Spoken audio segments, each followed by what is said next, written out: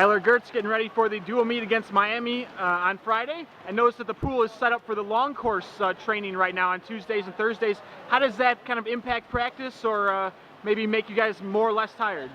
It impacts practice a lot. It's a lot different from the long course. You have to have a longer stroke, but it really makes things more fun because Olympic trials are this year, and Olympic trials will be a long course. So a lot of us are training for trials and hopefully get some of our cuts, and then have a good showing in Olympic trials. First dual meet of the year on Friday against Miami. You guys already had the intercollegiates here at home, 4 teams involved in that. What are kind of some of the differences between a dual versus a multiple team meet? Dual meet's a little bit different than the invitational. Dual meet, you square off against one team. It's mano-a-mano. Just want to race, have fun, and try and win some events. All right, so finally, you have 2 younger brothers, I believe, and you said you're the roommate of Zach Johnson. His brother joined the mix this year. Has you guys made it kind of tough on Blake, being the younger brother joining the crew? Yeah, Blake's over a lot. We like Blake, but we still give him a hard time. I know what it's like having a brother on a swim team. My brothers used to swim.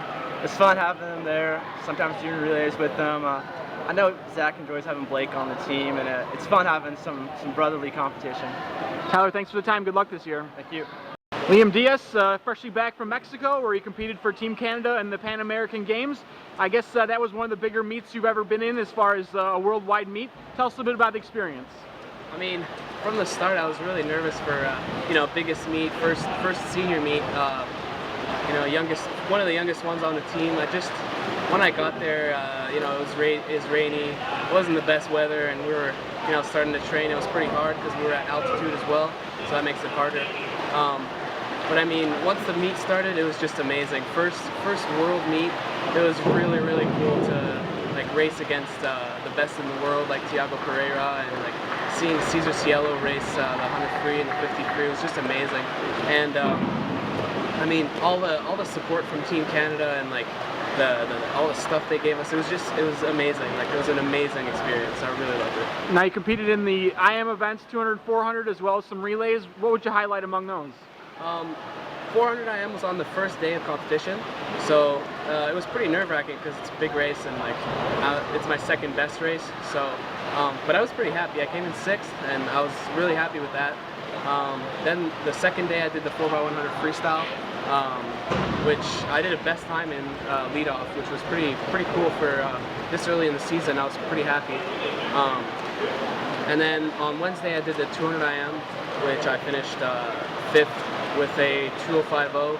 Best times 2:03.4. So it was pretty good for this early in the season. Not that much taper, and it was really good. It's good to have you back here at Purdue. You've been here, you're a freshman now. You've only been here a couple months. Tell us a bit about your experience so far. I absolutely love it. I didn't think it was going to be this amazing before I came here. Everyone's been real amazing. It's just awesome. I just love it. Thanks for the time. Good luck this year. Dan, welcoming Miami to the Boilermaker Aquatic Center this weekend for the first dual meet of the season, and a chance to see one of your old colleagues, Coach Lindsay from Miami. Yeah, Pete and I go way back. What's really cool is we both went back to the old facilities and paid our dues, assistant coaches, etc. And then he went on a couple different places. I stayed at Purdue the whole time, and he's back where he started. Of course, he has a PhD, and I don't, but he's a pretty remarkable guy. Now it's interesting. He's also got Scott Usher, who is his assistant coach, and Scott swam at Purdue as a post-grad for the 2008 Olympic trials. So it's kind of a nice reunion for all of us. Scott's getting married to a Purdue Boilermaker in the spring, so I haven't seen him since that news was out, and having Pete here, we'll have a little discussion. He really had a lot to say when we were designing this facility, because he had been through it before at that. So it's always fun to go after those guys. I know they have a lot of freshmen, a lot of young, really talented guys. Pete usually beats them up pretty good early in the season, so it'll be interesting how it goes. We're going to try to swim our young guys a lot, and then our older guys and Big Ten score guys maybe in 1 or 2 events. Just kind of see where we are. And then one of the big things we're trying to do is figure out our lineups for Notre Dame and Northwestern, and subsequently Iowa in the fall, and then how we can perform at the Ohio State Invitation. So each week it gets tougher. We're excited to have had a week off last week to train. We had a really good week of training.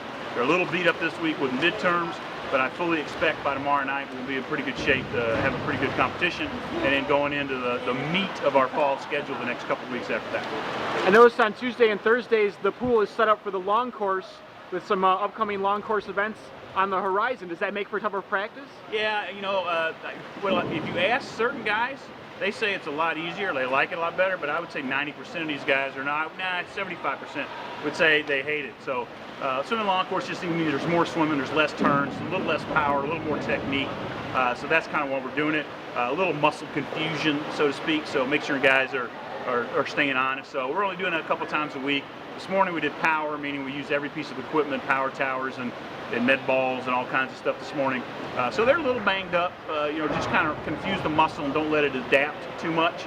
And in the next few weeks, as we get into our big meat of the stuff, we'll be doing just some basically simplistic, vanilla flavored type of work. But right now, as you can see, the long course pool, and we're going to do what we call team threshold Thursday, which means everybody does the same set. So typically the sprinters don't like it and the distance guys think it's short, but then the distance guys go off and do a longer set after that, and everybody else does what we call a clinic, some kind of speed work or turns or starts or something along those lines. So, but right now tonight they've got half of them getting out to go take an exam. So that's just where we're at. That's what Big Ten athletics is all about. These guys are students first and then the athletes. So that's where we're at. That's the hand we're dealt, and we'll get through this weekend. And then next weekend going to be really a lot of fun. So next 3 meets, Miami, Notre Dame, Northwestern. We should learn a lot. Thanks for the time. Good luck this weekend. You bet. Thanks.